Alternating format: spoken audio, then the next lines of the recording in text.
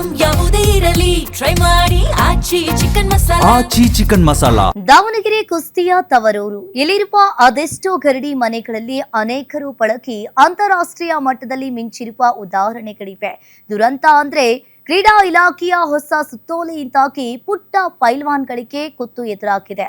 ಅದೇನು ಅಂತೀರಾ? ಈ ಸ್ಟೋರಿಯನ್ನ ನೋಡಿ.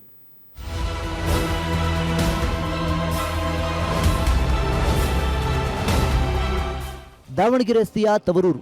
ಇಲ್ಲಿ ನಡೆಯುವ ದುರ್ಗಾಂಬಿಕಾ ದೇವಿ ಜಾತ್ರೆಯ ಬಯಲು ಕುಸ್ತಿ ದೇಶದಾದ್ಯಂತ ಖ್ಯಾತಿ ಪಡೆದಿದೆ. ರಾಷ್ಟ್ರೀಯ ಹಾಗೂ ಅಂತಾರಾಷ್ಟ್ರೀಯ ಮಟ್ಟದ ಪೈಲ್ವಾನ್ಗಳನ್ನು ದೇಶಕ್ಕೆ ನೀಡಿದೆ ಈ ನೆಲ. ಆದರೆ ಈಗ ಕುಸ್ತಿ ಕಲಿಯುವ ಕನಸು ಹೊತ್ತು ಬರುವ 16 ವರ್ಷದೊಳಗಿನ ಮಕ್ಕಳಿಗೆ ಕ್ರೀಡಾ ವಸತಿ ನಿಲಯದಲ್ಲಿ ಹೊಸದಾಗಿ ಪ್ರವೇಶ ನೀಡದಂತೆ ಯುವ ಸಬಲೀಕರಣ ಮತ್ತು ಕ್ರೀಡಾ ಇಲಾಖೆ ಸುತ್ತೋಲೆ ಹೊರಡಿಸಿದೆ.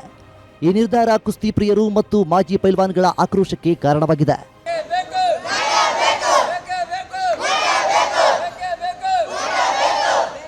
ಸರ್ಕಾರದ ಹೊಸ ನೀತಿಯ ಪ್ರಕಾರ 5ರಿಂದ 7ನೇ ತರಗತಿ ಮಕ್ಕಳಿಗೆ ಒಂದೇ ಕ್ರೀಡೆಯ ಬದಲಾಗಿ ಎಲ್ಲ ಕ್ರೀಡೆಗಳ ಮೂಲಭೂತ ತರಬೇತಿ ಮತ್ತು ಫಿಟ್ನೆಸ್ಗೆ ಒತ್ತು ನೀಡಲಾಗುತ್ತಿದೆ. ಈಗಾಗಲೇ 2025ರಲ್ಲಿ ದಾಖಲಾದ ವಿದ್ಯಾರ್ಥಿಗಳಿಗೆ ಈ ನಿಯಮ ಅನ್ವಯಿಸುವುದಿಲ್ಲ. ಆದರೆ ಹೊಸದಾಗಿ ಕುಸ್ತಿ ಕಲಿಯಲು ಬರುವ ಮಕ್ಕಳಿಗೆ ಅವಕಾಶ ಇಲ್ಲ. ಕುಸ್ತಿಯಂತಹ ಕ್ರೀಡೆಯಲ್ಲಿ ಚಿಕ್ಕ ವಯಸ್ಸಿನಿಂದಲೇ ತರಬೇತಿ ಅತ್ಯಗತ್ಯ. ಹೀಗಿರುವಾಗ ಈ ನಿರ್ಧಾರ ಭವಿಷ್ಯದ ಪೈಲ್ವಾನ್ಗಳಿಗೆ ಹಿನ್ನಡೆಯಾಗಲಿದೆ ಎನ್ನುವುದು ಕುಸ್ತಿ ವಲಯದ ವಾದವಾಗಿದೆ. ಈ ರೀತಿ ರಾಜಮನೆತನದಿಂದ ಹಿಡಿದು ರಾಮಾಯಣ ಕಾಲದಿಂದ ಇರತಕ್ಕಂಥ ಕುಸ್ತಿಗೆ ನಿಬಂಧನೆಗಳು ಹಾಕಬೇಡ್ರಿ.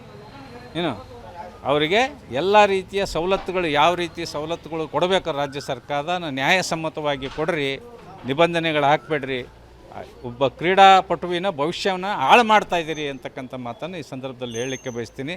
ದಾವಣಗೆರೆಯ ಕ್ರೀಡಾ ವಸತಿ ನಿಲಯದಲ್ಲಿ 160 ಕ್ರೀಡಾಪಟುಗಳಿಗೆ ಅವಕಾಶವಿದ್ದು ಕಬಡ್ಡಿ, ಖೋ-ಖೋ ಮತ್ತು ಕುಸ್ತಿ ವಿಭಾಗಗಳಿಗೆ ತರಬೇತಿ ನೀಡಲಾಗುತ್ತಿದೆ.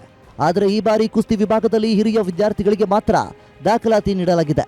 ಜೂನಿಯರ್ ವಿಭಾಗಕ್ಕೆ ಹೊಸ ಪ್ರವೇಶ ಸ್ಥಗಿತವಾಗಿದೆ. ಬಡ ಕುಟುಂಬದ ಮಕ್ಕಳು ಉಚಿತ ವಸತಿ, ಶಿಕ್ಷಣ ಮತ್ತು ಪರಿಣತ ತರಬೇತಿ ಪಡೆದು ರಾಜ್ಯ, ರಾಷ್ಟ್ರ ಹಾಗೂ ಅಂತಾರಾಷ್ಟ್ರೀಯ ಮಟ್ಟದಲ್ಲಿ ಸಾಧನೆ ಮಾಡುವ ಅವಕಾಶದಿಂದ ವಂಚಿತರಾಗುವ ಭೀತಿ ಎದುರಾಗಿದೆ. ಇವತ್ತು 5ನೇ ತರಗತಿಯಿಂದ ಯಾವಾಗಲೂ ಕೂಡ ಪ್ರಾರಂಭವಾಗ್ತಕ್ಕಂಥದ್ದು ಸೆಲೆಕ್ಷನ್ ಮಾಡಿ ಯಾವತ್ತು ತರಬೇತುದಾರ ಕೊಡಿಸ್ತಾ ಇದ್ರು. ಇವತ್ತು 5ರಿಂದ 10ನೇ ತರಗತಿವರೆಗೂ ಇವತ್ತು ಅದನ್ನು ತೆಗೆದಿದ್ದಾರೆ. ಸ್ಟ್ರೆಂಥನಿಂಗ್ ಎಕ್ಸಸೈಸ್ ಮಾಡೋಕ್ಕೆ ಮಾತ್ರ ತಾವು ತರಬೇತುದಾರನ್ನು ಇಟ್ಕೊಂಡು ಕುಸ್ತಿ ತರಬೇತಿ ಕೊಡೋಂಗಿಲ್ಲ ಅಂತೇಳಿ ಆದೇಶವನ್ನು ಸುತ್ತೋಲೆಯನ್ನು ಮಾಡಿಸಿದ್ದಾರೆ. ಒಟ್ಟಾರೆ ದಾವಣಗೆರೆಯ ಕುಸ್ತಿ ಪರಂಪರೆ ಉಳಿಯಬೇಕಾದ್ರೆ ಪ್ರತಿಭಾವಂತ ಮಕ್ಕಳಿಗೆ ಚಿಕ್ಕ ವಯಸ್ಸಿನಿಂದಲೇ ತರಬೇತಿ ಸಿಗಬೇಕು ಎನ್ನುವುದು ಕ್ರೀಡಾ ವಲಯದ ಒತ್ತಾಯ. ಸರ್ಕಾರದ ಉದ್ದೇಶ ಉತ್ತಮವೇ ಇರಬಹುದು, ಆದರೆ ಕುಸ್ತಿಯಂತಹ ಸಾಂಪ್ರದಾಯಿಕ ಕ್ರೀಡೆಗೆ ಪ್ರತ್ಯೇಕ ವಿನಾಯಿತಿ ನೀಡಬೇಕು, ಹೊಸ ಸುತ್ತೋಲೆಯನ್ನು ಮರುಪರಿಶೀಲಿಸಬೇಕು ಎಂದು ಪೈಲ್ವಾನ್ಗಳು ಆಗ್ರಹಿಸಿದ್ದಾರೆ.